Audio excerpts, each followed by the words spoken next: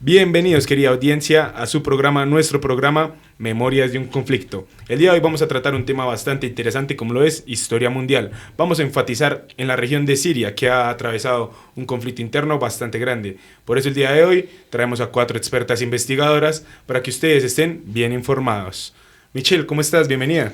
Hola Juan, muchas gracias por la invitación, contenta de estar aquí porque por fin vamos a poder compartir nuestros conocimientos.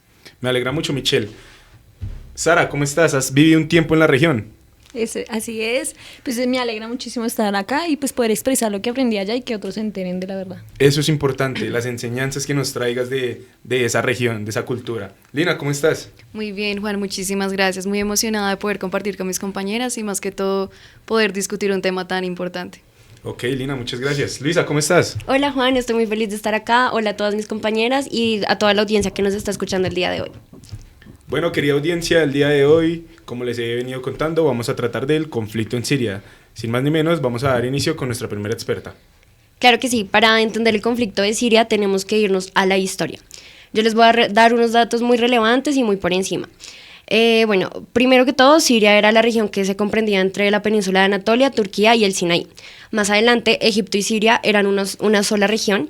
Ellos se unieron, pero luego Siria se separó de Egipto. Y esto hizo que se provocaran varios golpes de Estado, que finalizó con uno muy grande, que fue en el año 1963, con una revolución popular que llevó al poder al partido Baath Árabe Socialista. Durante varios años se cambiaron de liderazgo. Otro antecedente que es muy importante es la desigualdad socioeconómica que había y que aumentó después de que Hafez al-Assad iniciara las políticas de libre mercado en sus últimos años.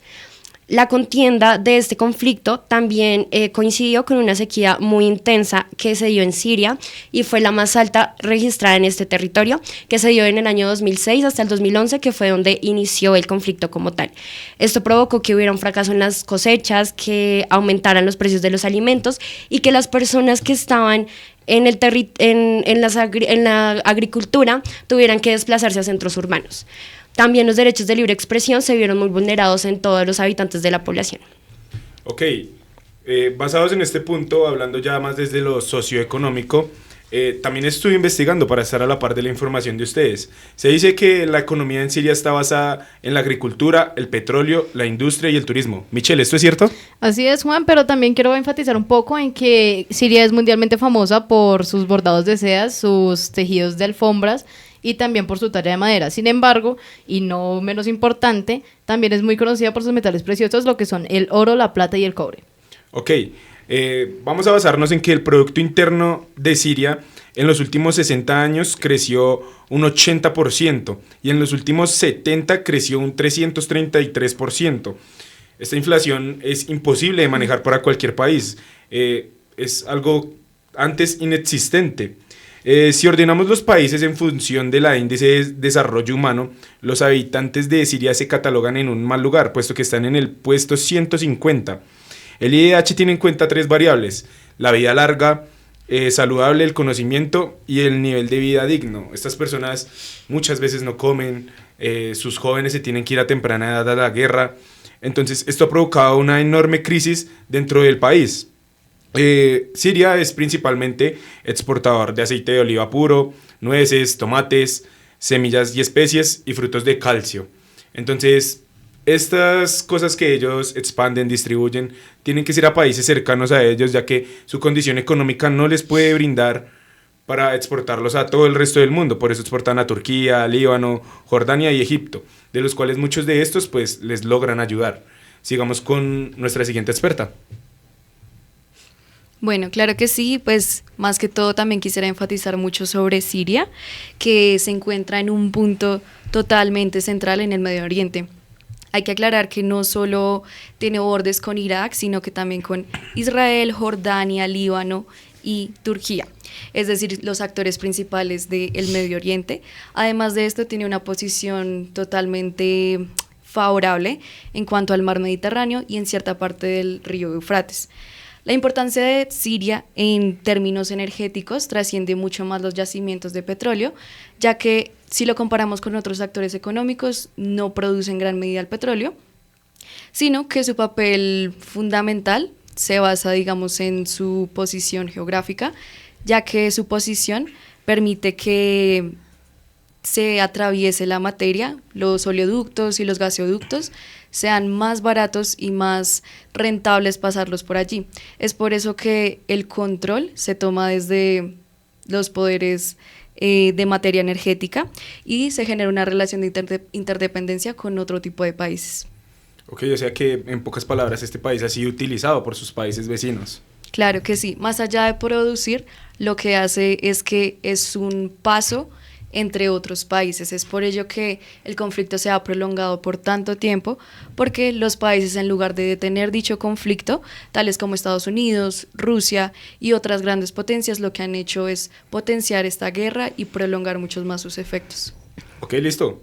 Vamos con nuestra siguiente invitada. Bueno, como estamos hablando, vamos a hablar de temas importantes. Pues se habla de la primavera árabe, de la cual consiste en un movimiento que pretendía remodelar la política pues en los países de la región. En el 2010 hubo en Túnez un movimiento, trató de levantarse. Sí, o sea, yo cuando pensé que me estabas hablando de primavera, imaginaba que era la época del Las país, flores, como claro. pasa en Sí, Estados claro. Unidos, las flores. Pero ya viendo esto, o sea, entramos a algo ya más político, algo más social. Sí, fíjate, la primavera más que todo lo ponían era por algo democrático, no porque fuera una estación. Se decía que era un levantamiento porque estaban haciendo una infracción con el derecho de pues, lo que eran de la población o eso. También en febrero y enero del 2011, en Túnez y en Egipto hubo una derrocación, pues por lo mismo, donde decían que eran autoritarios y ese hecho hizo que fueran derrocados. También a raíz de esto, pues era pacífico en su momento, Okay. ¿sí? Eso fue pacífico porque era tratar contra el régimen de Bashar al-Assad.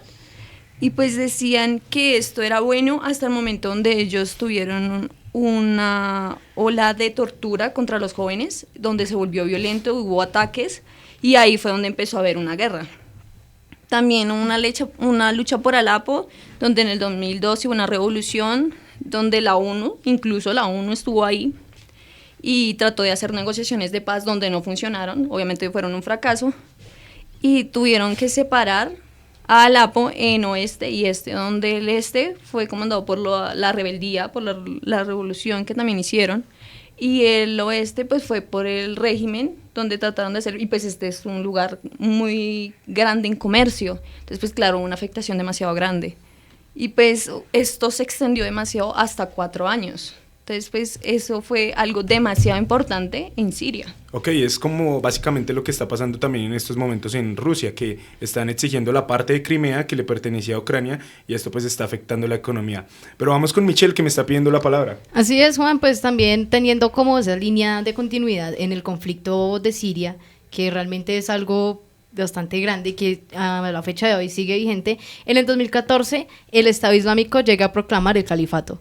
Entonces, Disculpa, Michelle, te hago una pregunta. ¿Qué es eso de califato? claro, Juan, mira, el califato viene siendo como unos rebeldes, ¿sí? Son discípulos de Mahoma y ellos toman la posesión de algunos estados. Entonces, bueno, esto viene siendo el califato.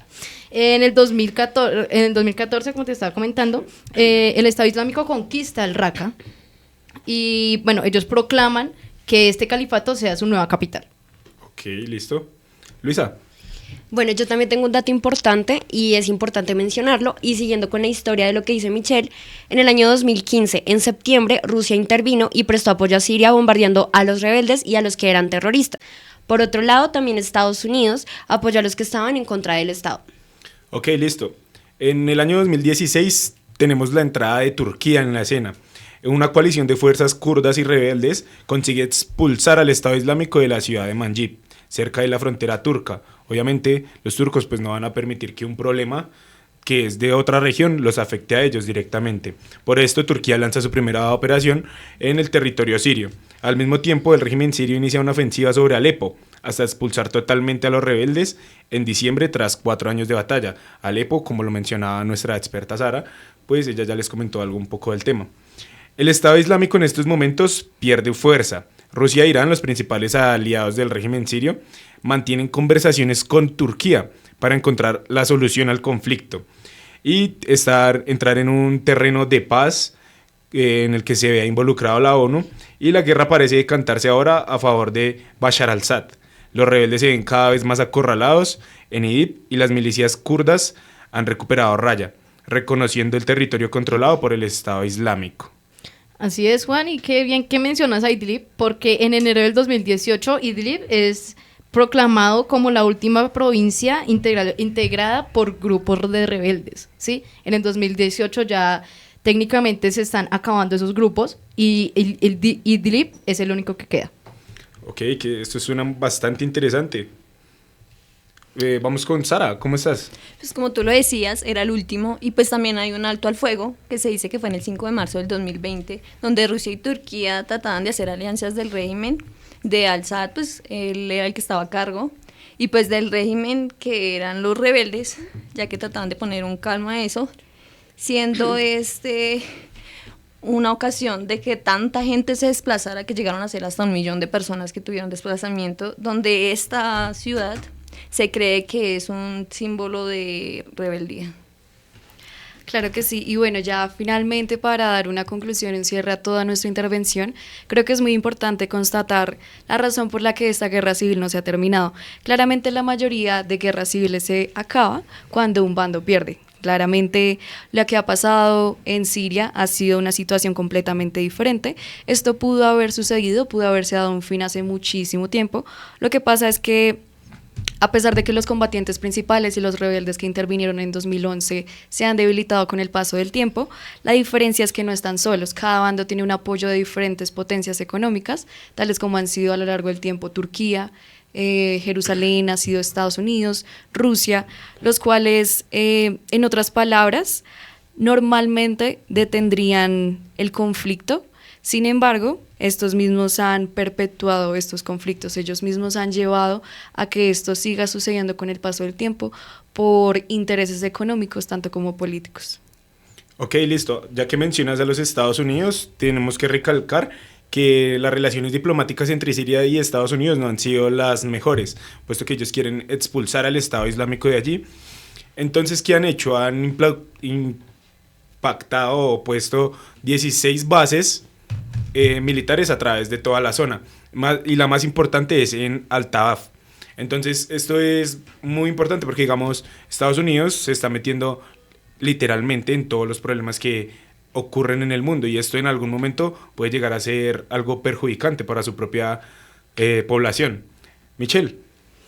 Juan, pues mira, ya mirando ya todo desde una perspectiva diferente, quiero que veamos a Siria no solamente como un país con conflictos armados todo a lo largo de toda su historia, sino que también quisiera contarles un poco de su cultura. Mira, en Siria las casas tienen que ser, bueno, son súper antiguas porque se van heredando de familia en familia. Me hago entender, va por generaciones.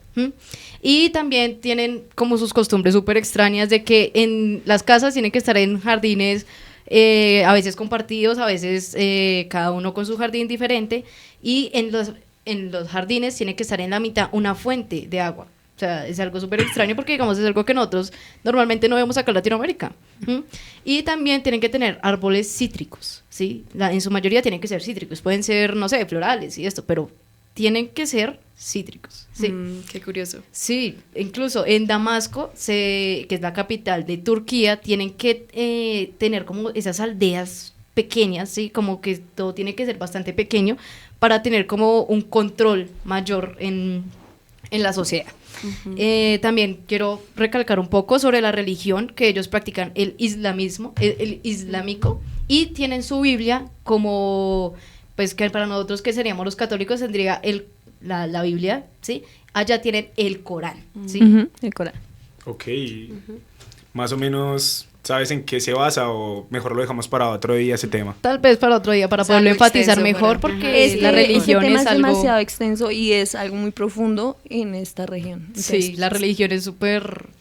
Ok. Sí, básicamente solo quería añadir que si lo podemos analizar desde otra manera, lo que podemos ver es que las grandes potencias están jugando un ajedrez con Siria, y prácticamente parte del ajedrez son los ciudadanos, y también todas sus viviendas, toda su vida y sus derechos están jugando con cada una de estas características, y es muy triste ver que con el paso del tiempo importe más lo que es el valor monetario que lo que es el valor humano, ¿no?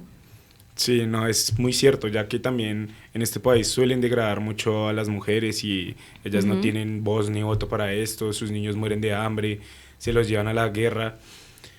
En fin, muchachos, espero que para ustedes haya sido muy atractiva esta apuesta, que les haya gustado la información que se les ha traído, que nos informemos un poco más sobre cómo están otras regiones del mundo y esperamos verlos muy pronto en su canal, Memorias de un Conflicto. Muchas gracias. Muchas Muchas gracias. gracias. Hasta luego.